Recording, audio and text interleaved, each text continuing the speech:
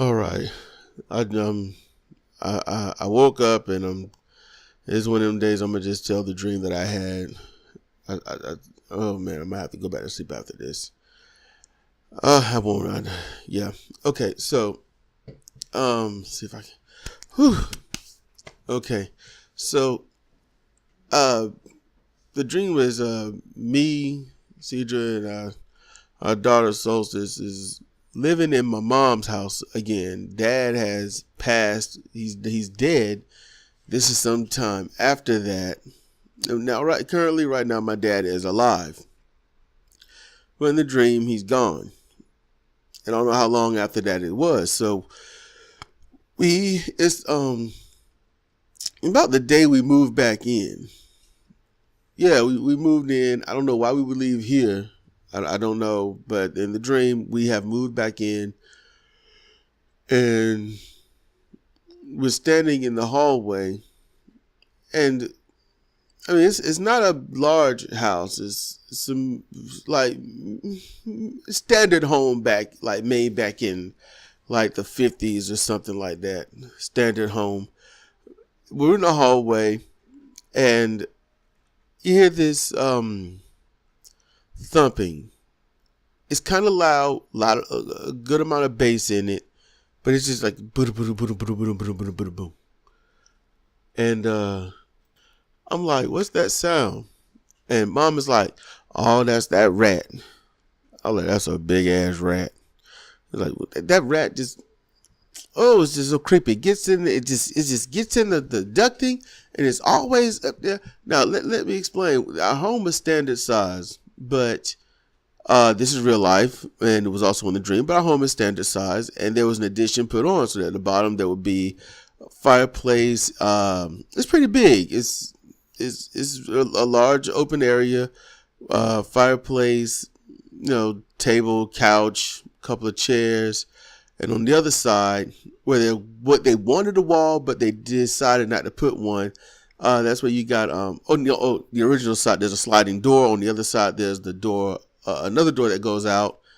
And my dad wanted a pool table over there, or a bar, or something like that. And then upstairs from that, the house is one story, but for this, the addition, the addition is built below. Is below and above. So right there in the middle is the landing. So upstairs, that's where the bedroom is, with the 2 bathrooms and all this other stuff. Now, in my dream, this is not completed. This is, it's past. It's got the planks and the boards and the floors, but the floors are not even finished. It's still got the double thick plywood or whatever on it, and in the dream, there's this big ducting in there, but in real life, there is no ducting on the floor level. It's a huge ducting. It's as big as a wall scroll. So she's like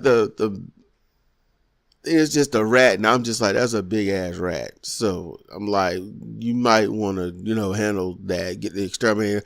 Exterminator can't find that rat. And then at night, you can hear it. You can just hear it. I'm like, okay, you creeping yourself out. You're starting to creep me out. Cause a rat, you shouldn't have to hear it. It's almost like, I mean, that's a big rat, Mom. Come on now. So she's like, well, look, I'm just warning y'all about the sound. I ain't saying I seen the rat, cause you can't catch them. I done seen the exterminators. They be sitting there listening and listening. You can hear the rat. Just and then the exterminators try to go in there, and as soon as they do, you can hear it scurry away, and it's all. I'm like, I look at it. Why in the hell did you tell us to move back in? Oh, I didn't want to be here with that rat by myself. I said, then you should have moved out by yourself. And my daughter's like, are we gonna see the rat? I said, I don't want to see no rat that big. That's an ROUS. Ain't no rodents of unusual size here. I said, look, this is what we're gonna do. We just need to leave. Cause in a horror movie, if you hear the boogeyman, and the boogeyman sounds prominent, like this is really happening. You know who died first? Black people. And there's 4 of us here. And in a movie of 4, there can be only one. And no, we got to stop this, because the one that lives gonna be me. I just want y'all to know that. I love y'all, but I said, Mom, we got our differences and all that. So if you first, I'm gonna miss you. It's gonna be painful, but it's a comeuppance. Like, Sidra Solstice, I love you, but if you don't run with me, you ask for this. So I'm like, I'm gonna make it by any means necessary. I ain't gonna trip you. I love y'all enough not to trip you. Somebody else I'd probably trip. Eat them. I mean, that makes sense to me. That's what Sinbad said. And I've seen that in some movies. Tripping to work, it'll help you live, but well, could you live with yourself inside? I don't know, but I'll be allowed to do it and find out. So that night would sleep in my first room. My first room. And I can hear it. I'm awake. They're asleep, and I can hear it.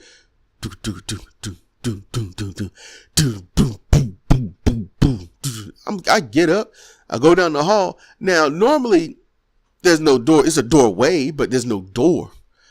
So I turn the knob to open the door. And then I hear, and then I hear. Now this goes on for about a week or 2. I keep doing it. Every time I hear, okay, so I'm like, all right,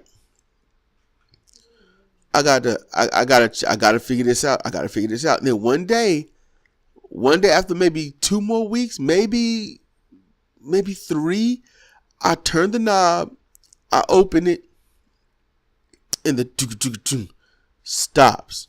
But there's no other sound. There's no bassy sound. And I hear, and I'm like, oh shit. The fuck is this? What's that? I'm about ready to go. About ready to leave.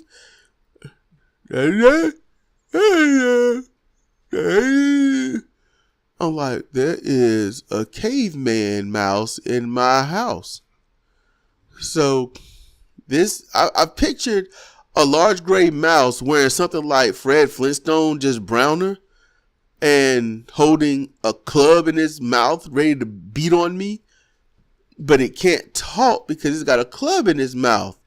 So all it can is, so I don't know if it's defensive or trying to ask me if I can help it, or if it wants me to go away or something. So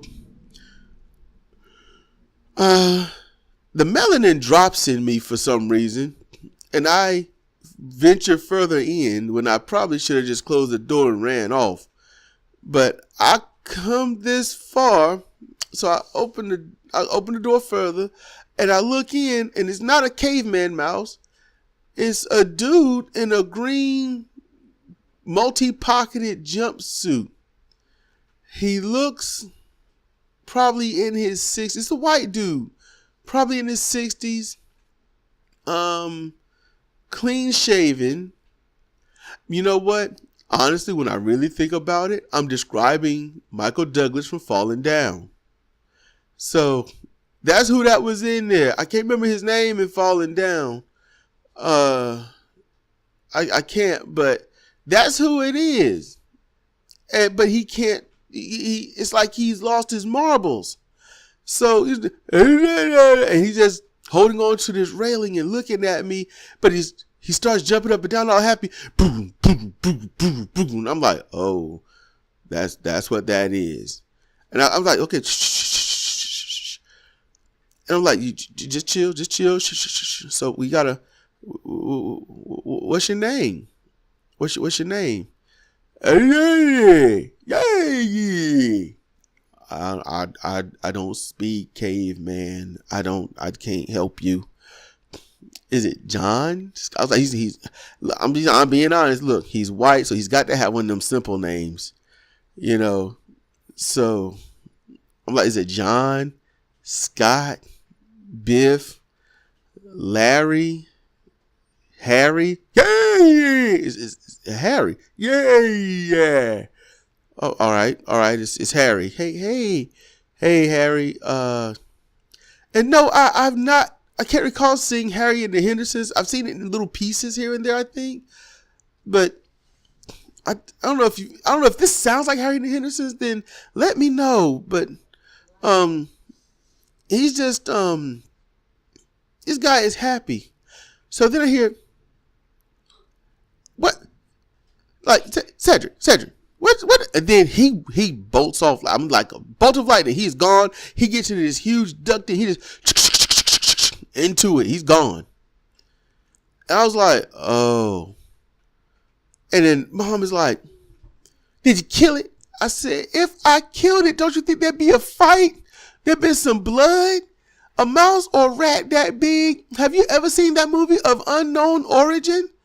Have you? Even though the mouse was defeated, the dude that killed that little mouse or that giant small rat, he was bleeding. And that was from a little invasion. This mouse would have had to have been the size of me. No, Mom, I didn't kill it. But I've seen it, and it's not a mouse. It's a dude. A dude? Yes, Mom, it's a dude. You got a white man living in your house. There's a white man living in your house, and his name is Harry, and he seems to be crazy. Or he's sane, but it went so crazy he can't talk, or has never been around people, but found himself a green multi-pocketed jumpsuit, and he is living in your ducting in your house. And he does not seem to be a threat. He's not paying rent or anything, but he is not harmful.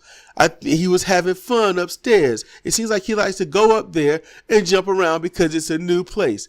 Now, I don't know how long this has been here, but I'm going to tell you this, Mom. Last time I was here, this side of the house had been completed for probably about 20 or 30 years. After the guy had robbed us of over $10,000 just to steal it.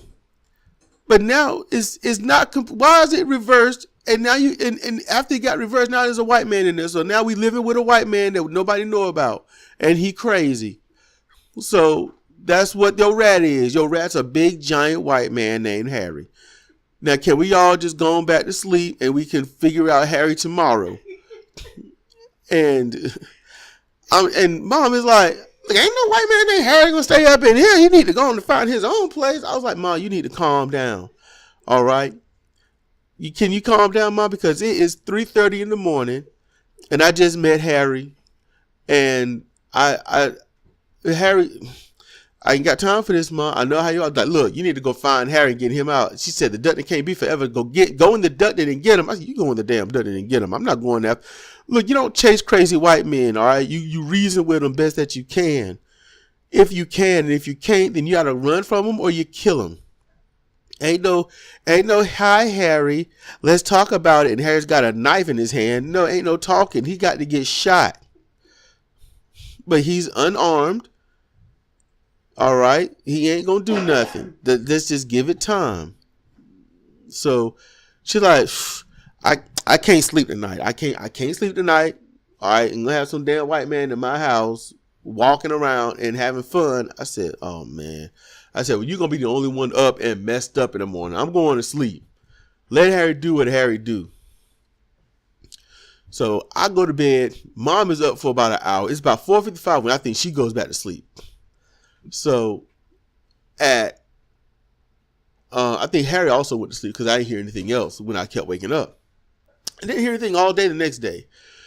But we obviously have our conversations. I go through the same thing I went through over the night. So at night, it's Harry time at night. Harry loves the night. It's just his thing. So it's nighttime. It's about 10:30, 11:30 at night, something like that. And you can hear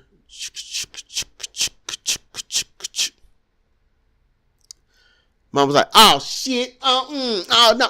Harry, you need to go. You can't be staying here, Harry. You got to leave. You got to leave right now, Harry. Sedrik, you need to go get something and get Harry the hell up out this house.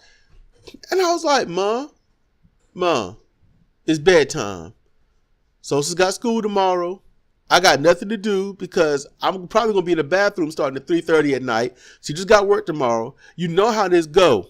All right. if you don't want the white man living here, then call the cops and get the white man out the house.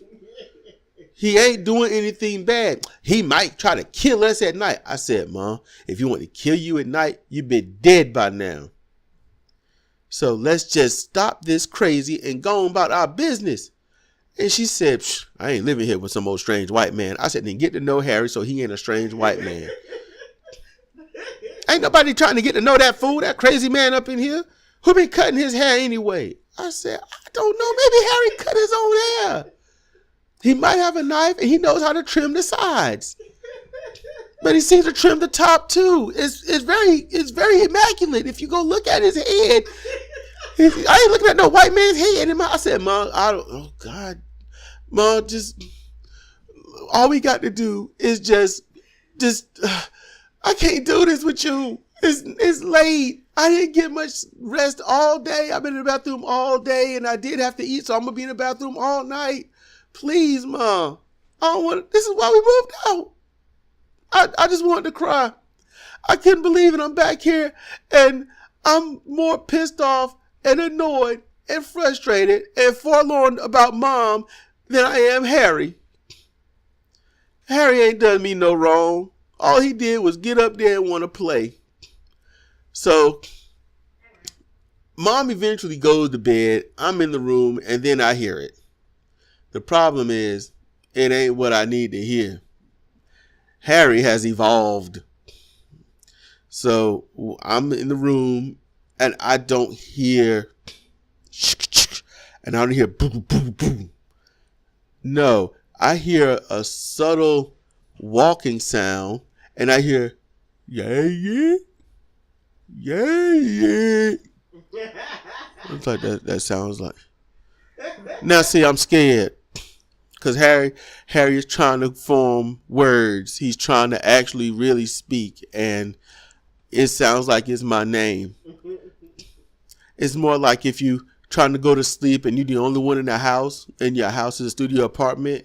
And you can see every single room open and there's nobody there. And all you hear is, hello, you.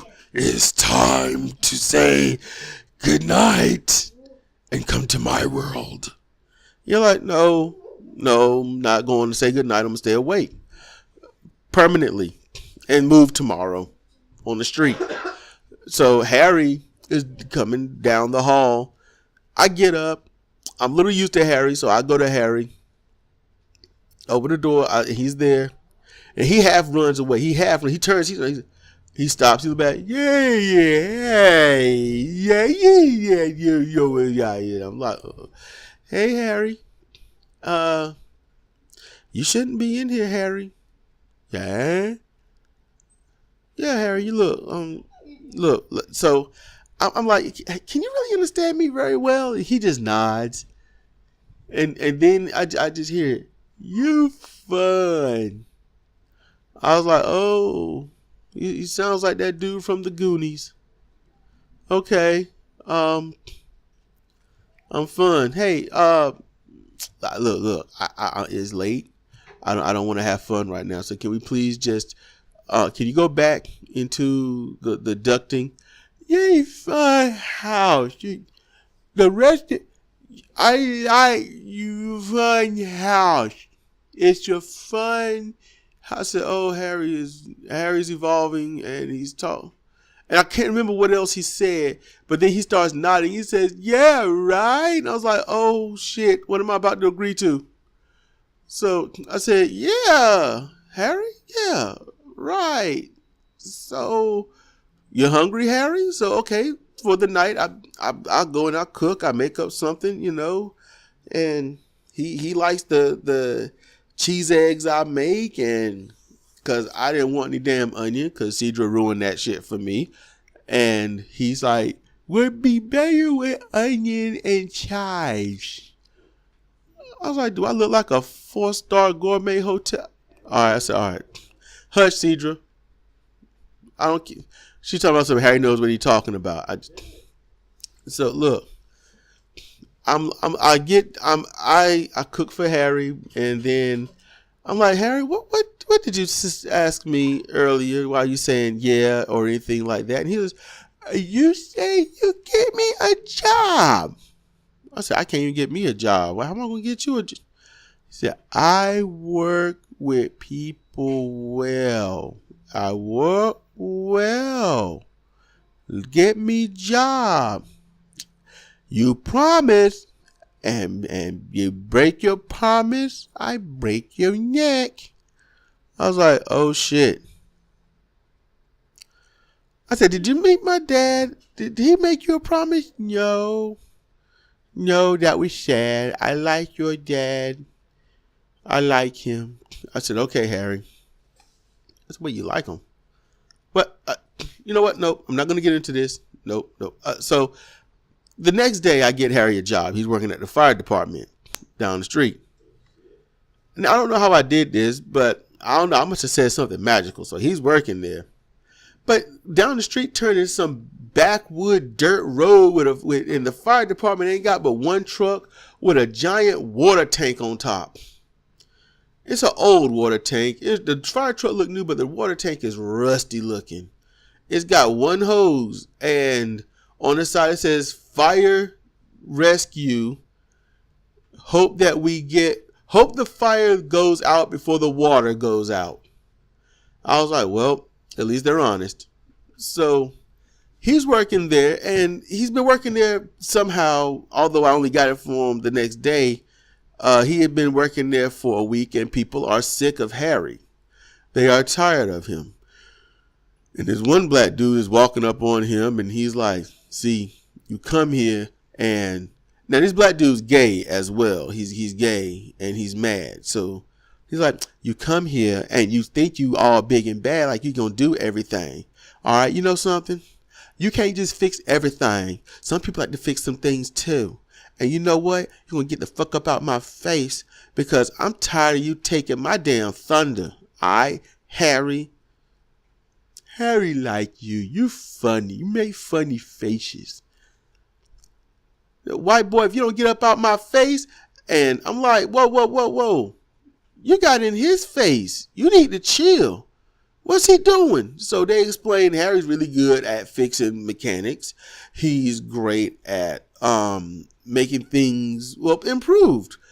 And that's usually his job. But the thing is, he wants to be lazy about it because he's tired of getting mistreated because he's gay. I'm like, you probably get mistreated because you're an asshole. But, you know, we all argued and Harry gets to stay.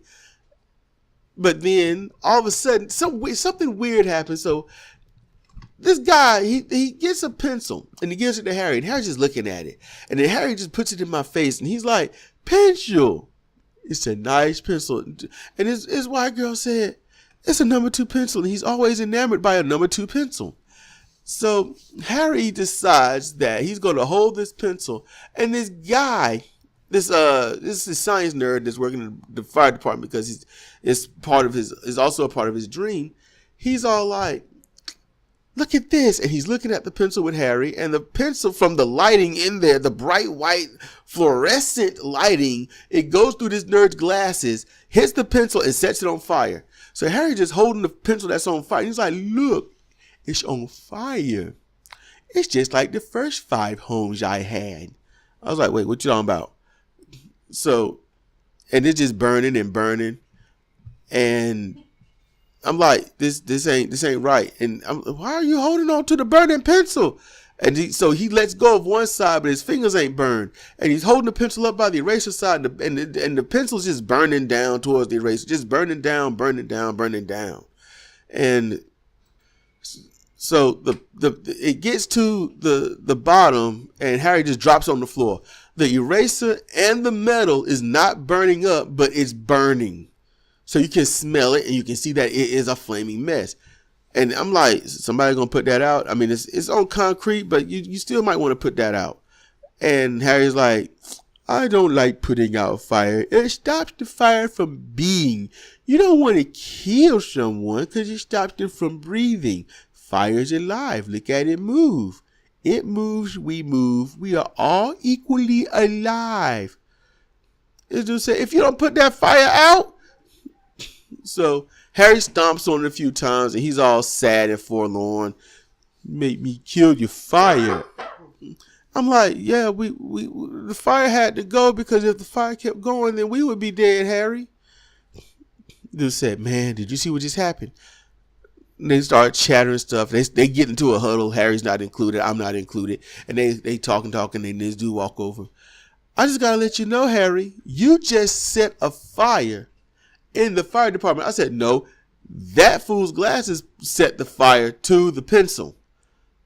So y'all shouldn't have the bright fluorescent lights. Don't know why you got them like this. I don't know how fluorescent lights can make a fire through someone's glasses. But you know what? Y'all did this, not Harry. Because you are not, by any means, over my dead body, going to have him coming back and living with us. We have been Harry Cave Rat Man free, and we going to stay that way. Cave Rat Man? I said, it's a long story, Harry. This is a long story. And it was like, he set fire. He put fire in the fire department. Now, how does that make us look when we get a fire in the fire department? That's embarrassing. So I was like, you shut the hell up like Congress. You don't tell about the stuff you do in war times. You don't tell about the racism. You don't talk about your real agendas. You just shut up and tell everybody what they want to hear and do what you want to do. That's what you do. You make sure this guy don't come back to live with me. And they're like, oh my goodness, he is serious. I said, every last one of you in here will meet an untimely demise if this man got to come back and live in my upstairs ducting. And he said, you're upstairs ducting? I was like, yeah. And he said, yeah, there's something bumping around in my duct. And it started last week. Harry said, you have nice flowers. He was like, what? You been in my ducting? Oh, no, you can't. No, you got to go. You got to go. You got to go. I was like, no. Harry's nice. If he's so nice and you take him back, I say, he ain't nobody that nice. You need to, please, sir, don't do this. I just need you to, please, with your magnanimousness, this kindness, sir.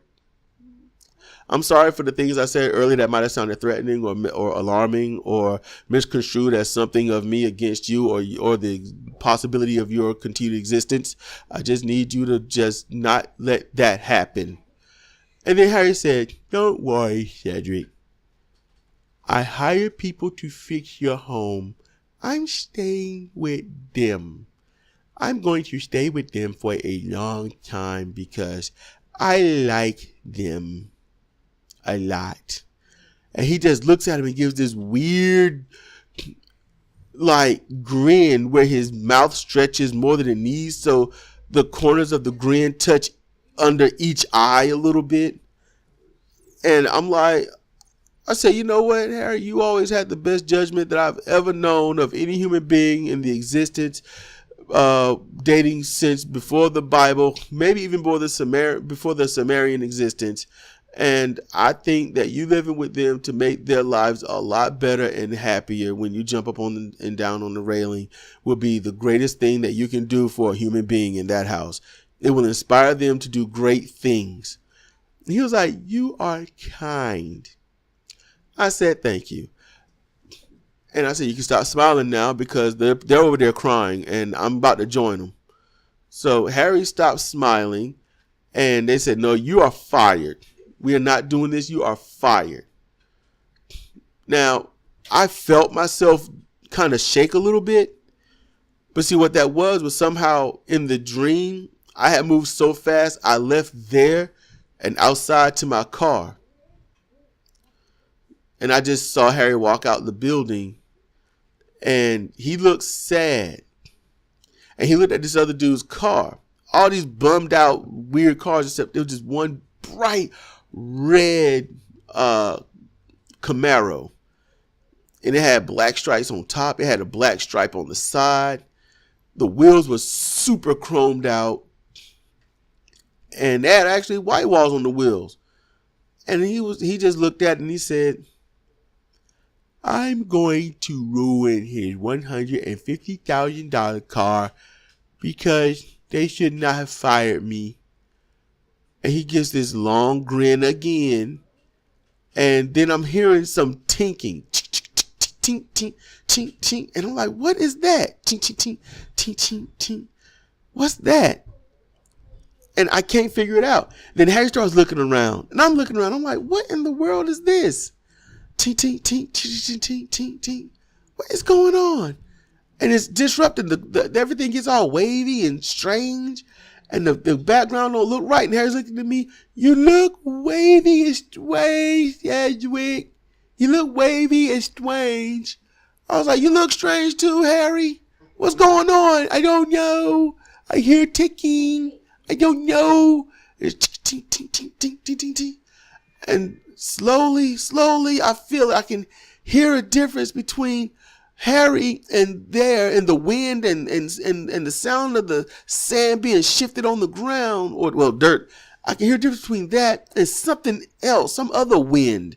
And slowly I'm being awakened because my daughter is rapping on the keyboard while she's playing this game next to my head, and the fan I have blowing on me. So I'm hearing the tick, tick, tick, and the from the fan, and I wake up and I'm like, I need to get back to sleep. I fight myself to go back to sleep. Just for a second, I see Harry. We're in a dark room. You can't see anything. And he's like, I can't stay. You have to awaken. You got to go pee. I was like, no, man, we're trying to see what happens with you, Harry. Nope. You might not see me again. Or if you do, I won't look like this. Bye-bye, Sedrik. And I was like, man, shit. And then I slowly wake up, and I'm looking at my daughter. I almost got this look like, you ruined everything in my life. And I get up all groggy, and eventually I'm here telling this. So that's my dream. I guess I should title this When Sedrik Met Harry. I don't know. Or the Harry Family Vacation, the Harry Face. I don't know. We'll figure something out. Or I just about dream one. I don't know. But this is Sedrik Kennedy, and this is, for comparative reasoning. Thank you for listening to this story.